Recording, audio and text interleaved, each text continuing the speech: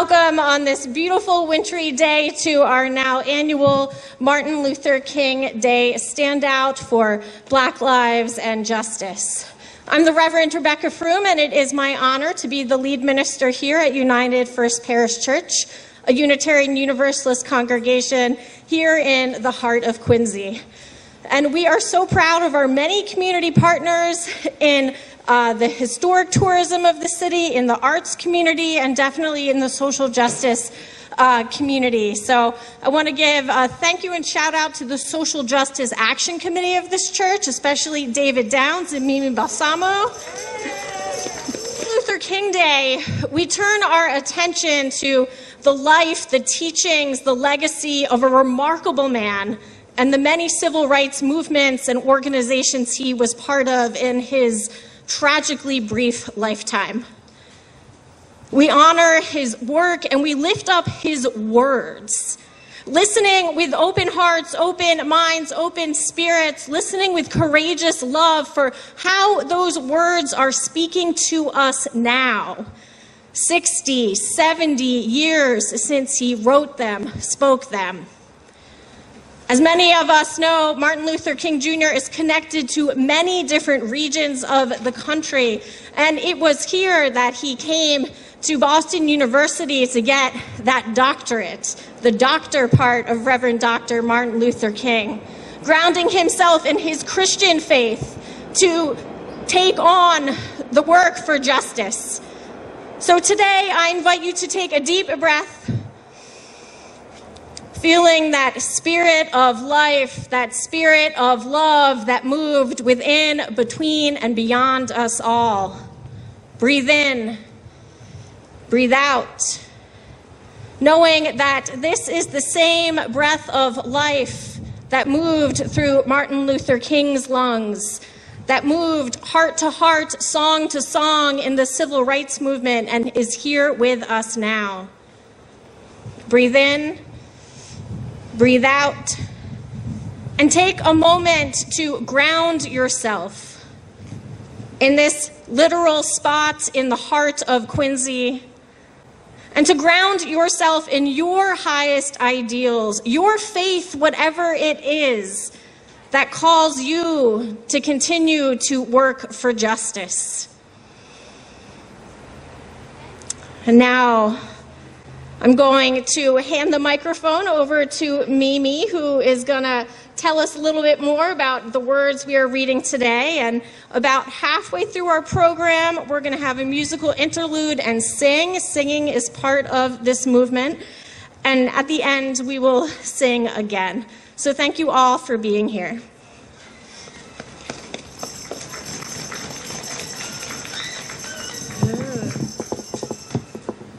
Good afternoon and welcome everyone.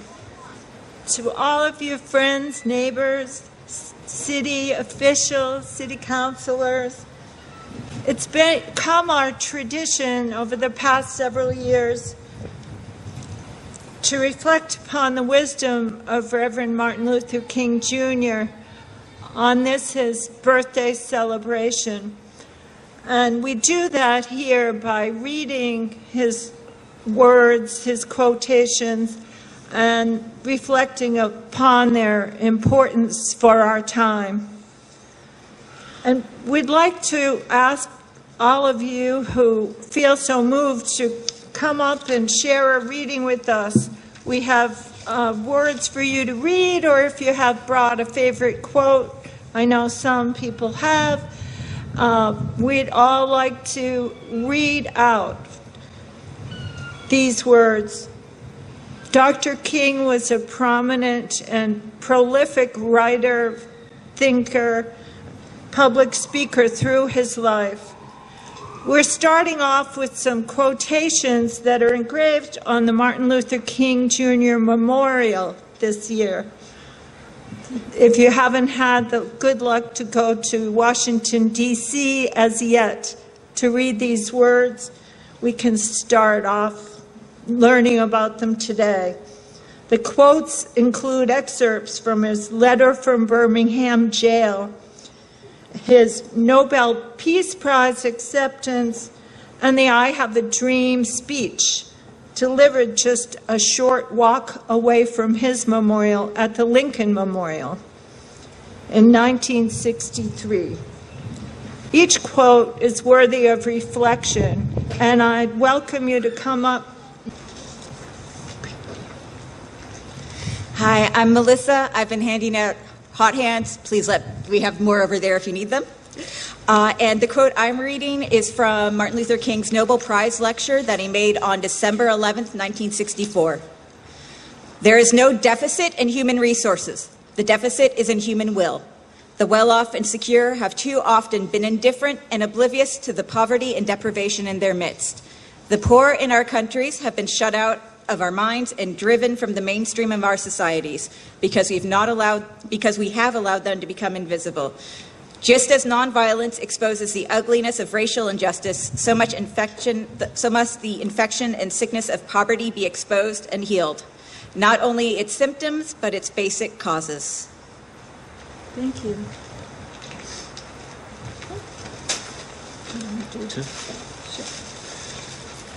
This is on the south wall.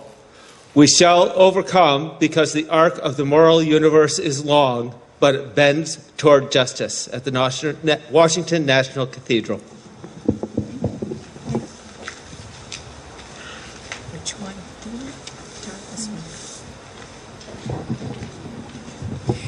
Darkness cannot drive out darkness. Only light can do that. Hate cannot drive out hate. Only love can do that. Strength to Love, 1963.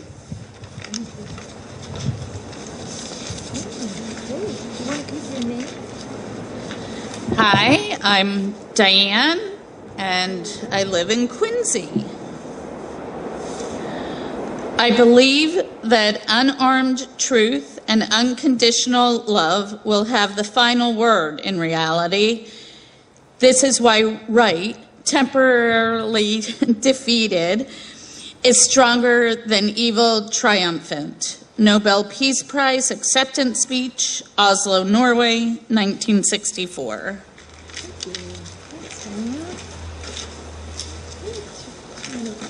Want to say your name? Yes.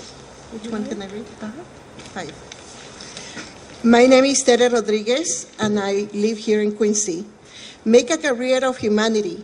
Commit yourself to the noble struggle for equal rights. You will make a better person of yourself, a greater nation of your country, and a finer world to live in. March for Integrated Schools, April 18, 1959.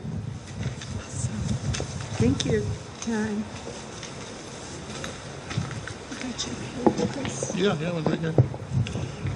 This is a quote from a report that Martin Luther King wrote for the staff of the Southern Christian Leadership Conference in May of 1967, and it reflects some of the way his thinking evolved toward the end of his life.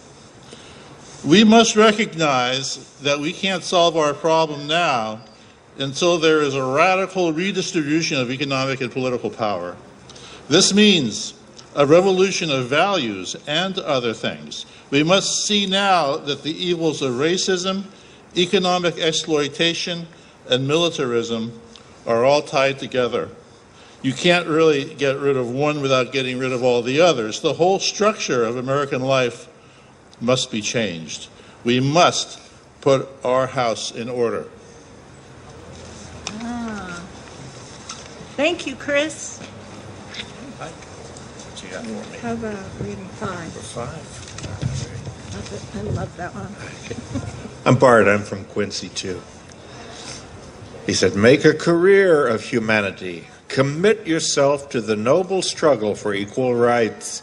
You will make a better person of yourself, a greater nation of your country, and a finer world to live in. Thank you, Karen. Sure.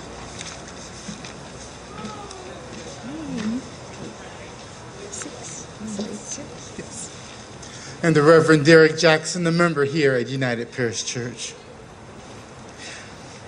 I oppose the war in Vietnam because I love America.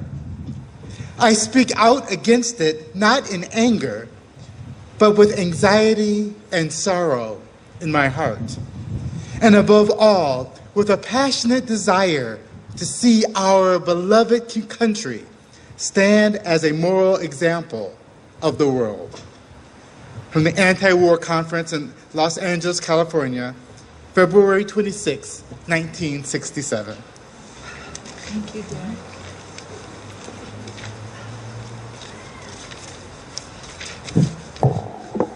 I'm Reverend Dr. Michelle Walsh, the lead minister at the First Parish UU in Canton, also a resident of Quincy and having a very proud relationship both to this congregation as my internship and affiliate community ministry previously, and a proud graduate of the BU School of Theology as well. This is a quote that I read in my sermon yesterday dedicated to MLK from his book, Where Do We Go From Here? Chaos or Community, his final work, as he was realizing the level of disruption that was needed to reorder this society. And he wrote, "To raise protests to an appropriate level for cities and to invest it with aggressive but nonviolent qualities, it is necessary to adopt civil disobedience. To dislocate the functioning of a city without destroying it can be more effective than a riot because it can be longer lasting, costly to the society, but not wantonly destructive. Moreover, it is more difficult for government to quell it by superior force. Massive civil disobedience can use rage as a constructive and creative force." MLK, a deep friend to labor. Thank you, Michelle. Yeah, wherever you can feel comfy. Hi, I'm Christine Way-Cotter, Quincy. When we look at modern man, we have to face the fact that modern man suffers from a kind of poverty of the spirit, which stands in glaring contrast to a scientific and technological abundance. We've learned to fly the air, the birds. We've learned to swim the seas like fish. And yet, we haven't learned to walk the earth as brothers and sisters. Martin Luther King. Thanks, Chris. Good afternoon. Deborah Riley. I am the Ward 6 City Councilor. I don't know the exact speech from this quote, but it says, "The guardians of the status quo are always on hand with their oxygen tents to keep the old order alive." Thank you, Debbie. Oh, I have to find my quote, sorry. So, Ann Mahoney, I'm a counselor at large here in Quincy, and I'm also the council president. Let us not seek to satisfy our thirst for freedom by drinking from the cup of bitterness and hatred. Thank you. Thanks, Ann. Hi, I'm David Jacobs. I'm the Ward 1 City Councilor here in Quincy. The arc of the moral universe is long, but it bends towards justice. Thank you, David. Good afternoon. My name's Albert Picardi. I spent 48 years of my life in Quincy. I'm now a Situate resident. I came across this quote this morning, and I think it's very appropriate for the times that we're living in. Nothing in the world is more dangerous than sincere ignorance and conscientious stupidity. It appeared in his book, Strength to Love, in 1963, and his speech, Proper Sense of Priorities, in 1968. Thank you.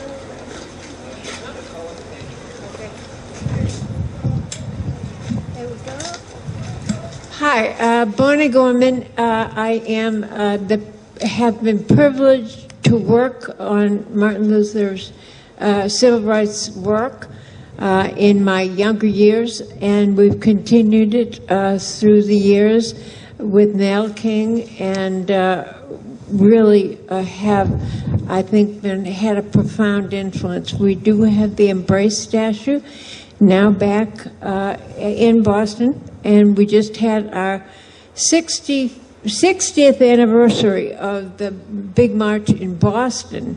He was here, and he came often to Boston. He used to preach at the 12th Street Baptist Church, and he was profound, and it was joyous. But my sign is we organized a group of students to go down to D.C. in '63 for the I Have a Dream speech, and it was just unbelievable. It just still chills me to this day. So we have to believe in what he believes in. It's really quite critical in this period of time when we're losing our democracy and we're losing our civil rights. So we need to work together to change the world, or at least the U.S. Thank you, Bonnie.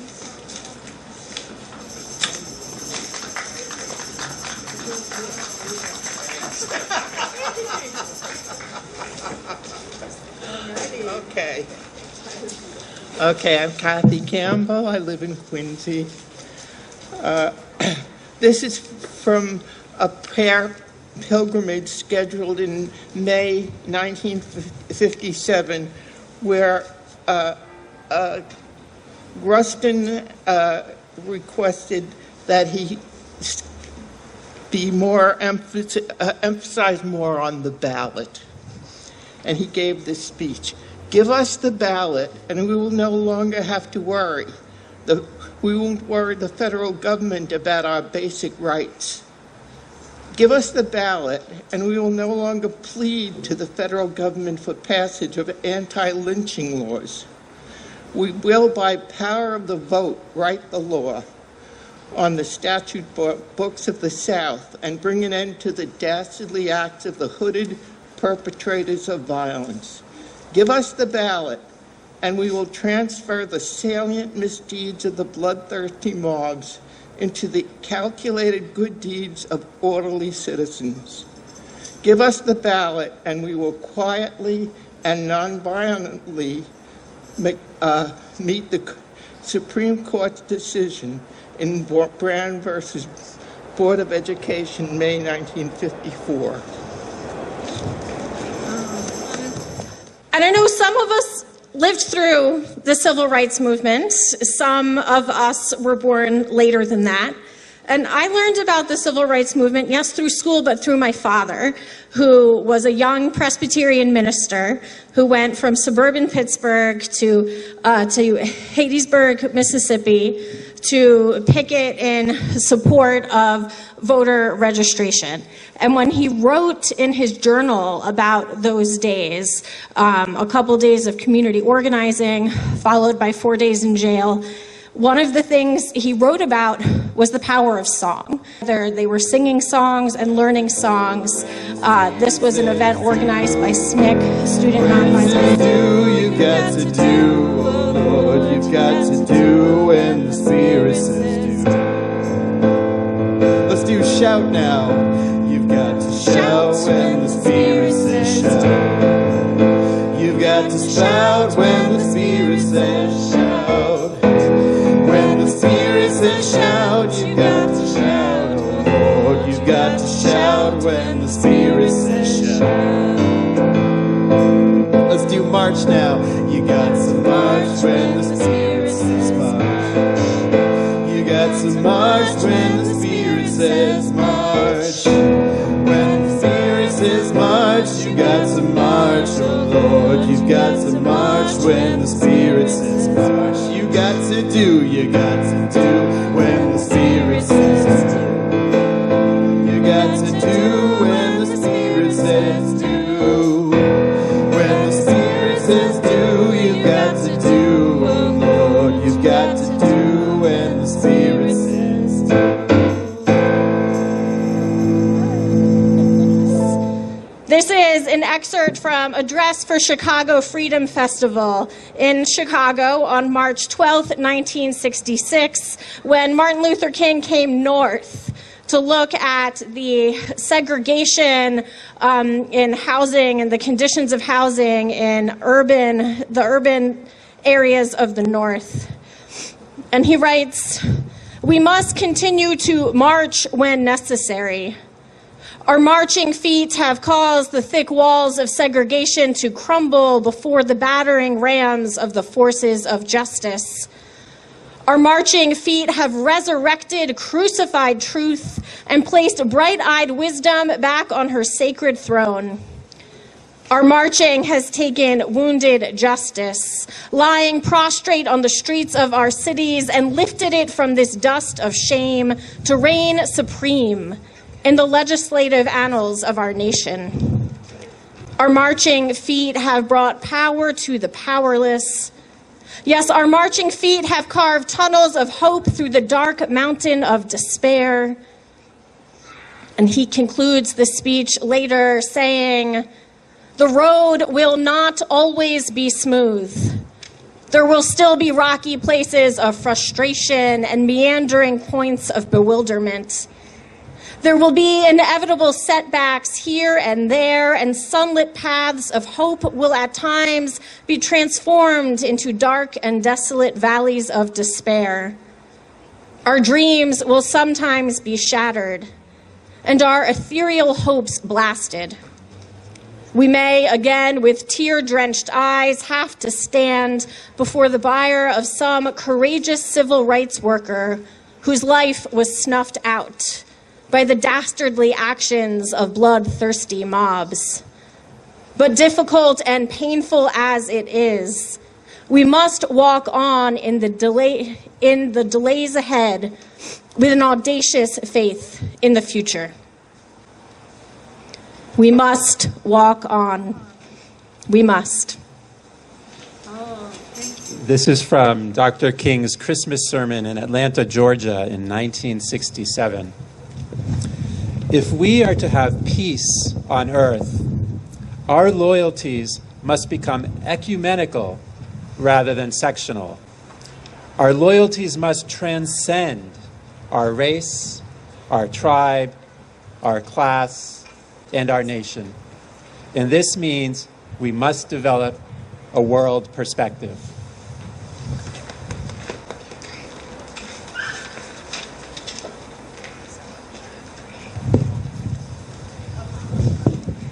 This is a letter from Birmingham, Alabama jail, April 16th, 1963. Injustice anywhere is a threat to justice everywhere. We are caught in an inescapable network of mutuality, tied in a single garment of destiny. Whatever affects one directly affects all indirectly. Thank you. Which one? Where are we? Okay. Oh, no, she just did. It's not. It's the same. Where are all of them? Okay. Hello, my name is Claire. I'm a member of this church. This quote comes from one of his essays called Strength to Love. It was written in 1963. The ultimate measure of a man is not where he stands in moments of comfort and convenience. What are these trains doing? But where he stands at times of challenge and controversy. Thank you.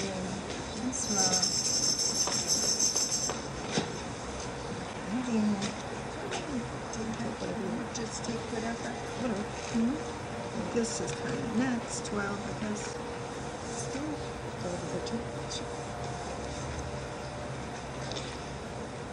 Every nation must now develop an overriding loyalty to mankind as a whole in order to preserve the best in their individual societies. New York City, April 4, 1967.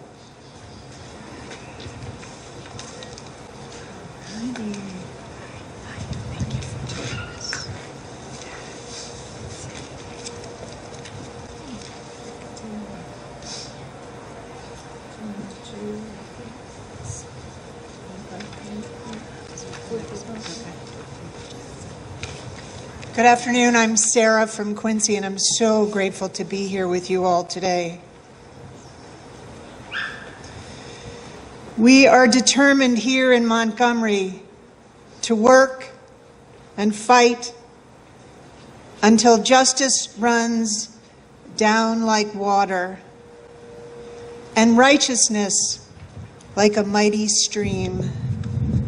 Montgomery, Alabama, December 5th, 1955.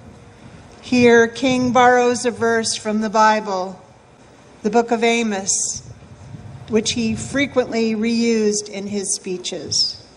In Spanish. Oh, okay. They're all in Let's Spanish? see. No.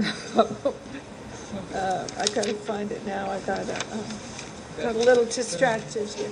How about this one? 29. 29? Okay.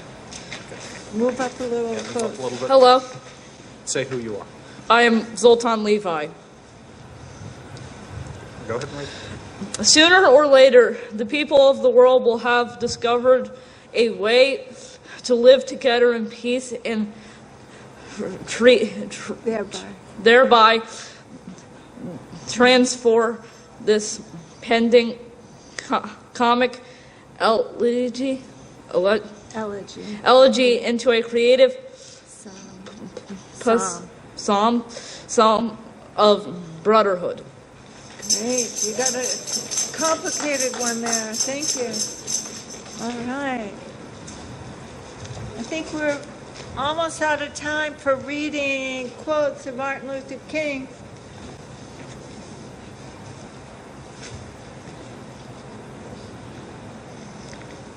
I'll read you this last one. Men for years now, men or people for years now have been talking about war and peace, but now no longer can they just talk about it. It is no longer a choice between violence and nonviolence in this world. It's nonviolence or non-existence. Now we have a last reading here from Sharon. Oh. Okay.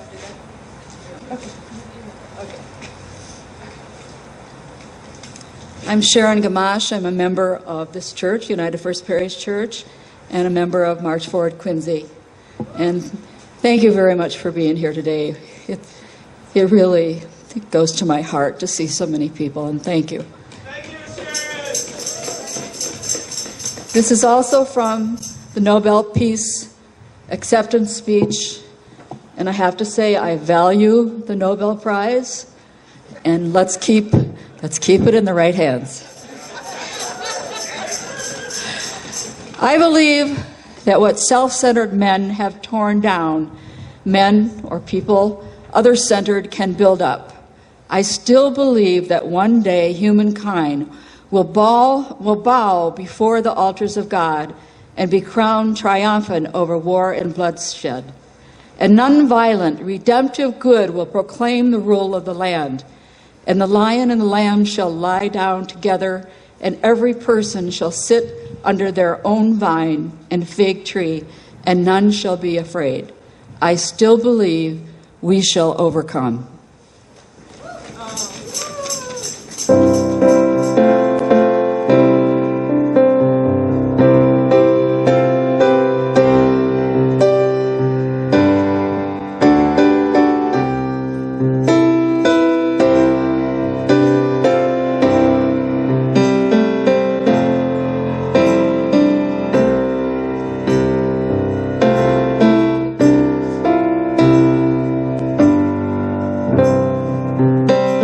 Sing this with me.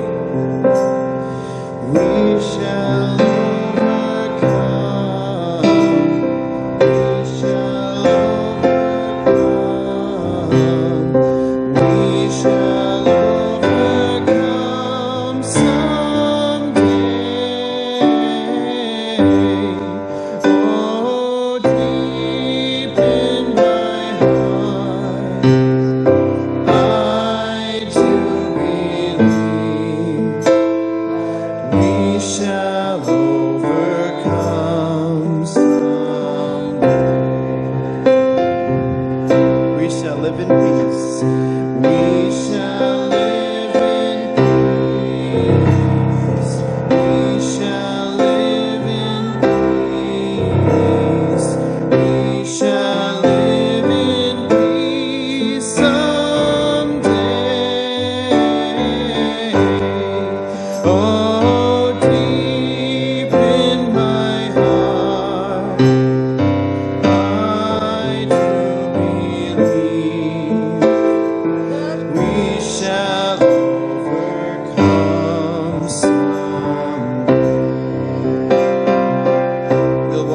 in hand.